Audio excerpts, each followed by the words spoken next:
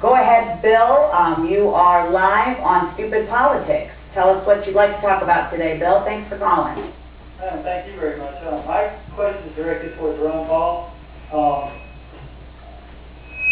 What can you offer that Senator John McCain isn't offering as far as about how the gas prices are? Is it my TV echoing? Or? Yes, it is. You need to turn it down. And I want to clarify something. Are you not familiar with who Ron Paul is? No, ma'am, I am not. Okay, this is Scott Weiss. He is a local gentleman that is running for Congress as a House of Representative in the 3rd District. Ron Paul, and this is what's sad, exactly, if you don't know who he is, he has been running for President of the United States since last year. But unless you are a internet junkie, they will not air this man on television, and that is what has gotten us so disgusted, because this is a true conservative. He has ideas, he has even solutions to save Social Security, but they will not talk about him, and that's where we need to start saying, why not? And as Mr. White says, because he is a threat to the status quo. Well, us Americans need to start standing up and go with it. So I want to get back to your question. Your name was Bill, was it?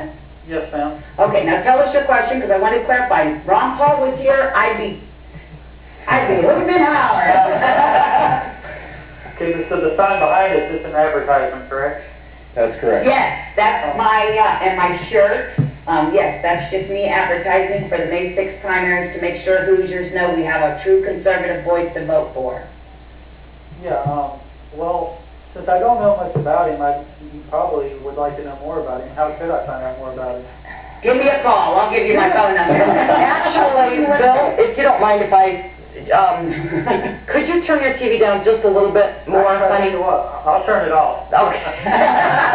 Okay. No, you don't have to turn it off. I want you to see this. Well, just a moment.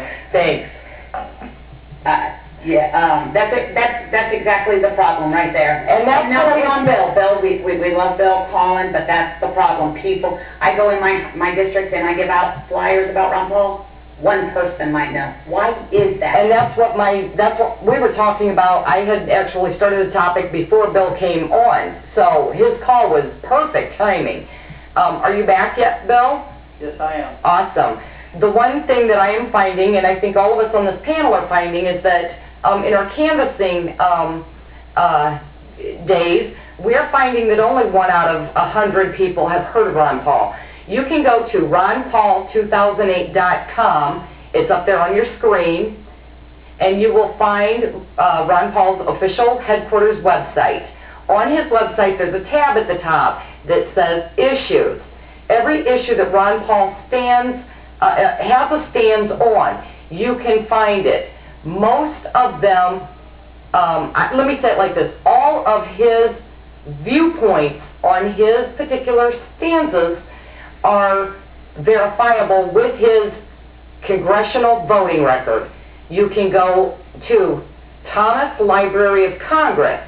Now hang on, I want to ask Bill a question. Bill, now she's giving you a lot of information, but the problem is, do you have the internet? Yes, I do. Okay, now, that's a great resource, ronpaul2008.com, if you have the internet. The problem is people don't know him that are not internet junkies. So how do we find them if you don't have the internet? The TVs don't air them. Anybody have ideas? And Mr. Wise, aren't you going through a little of this now? Yeah, everybody's been polite and respectful to me, but it's hard to get the word out. It's hard to get anybody to see this race as newsworthy. You must not have no scandals either. So how are you getting your name out? Well, I'm going out there and trying to talk to people person to person in small groups, and I've been all over the district. And the thing that's really heartening to me is that everybody seems to feel in a similar way that things aren't right and that things need to change, and they're looking for a way to express that and to make that happen. And we're talking about Ron Paul. The other thing that's been interesting is that as I talk to people, many people aren't even aware that Ron Paul's still in the race. That's right. They don't know that they have the opportunity to go and vote for him. Before we get too far, Bill, while we still have on your phone, what's your main issue? Well, the way the economy is going as far as gas prices and foreclosing, you know, the banks foreclosing on homes, and it's just, you know, we're in a recession, and I'd hate to see it end up like the last one, how long it took to get out of that, you know. Seems to me that the powers that be in other countries are really influencing our country, you know, and they're spreading themselves away from us, you know, kind of distance themselves so they see where we're headed. And I'd like to know what Ron Paul's ideas on dealing with that. Oh, you're gonna love them when you research those issues, Bill, because you're exactly right. I'll make a couple of comments.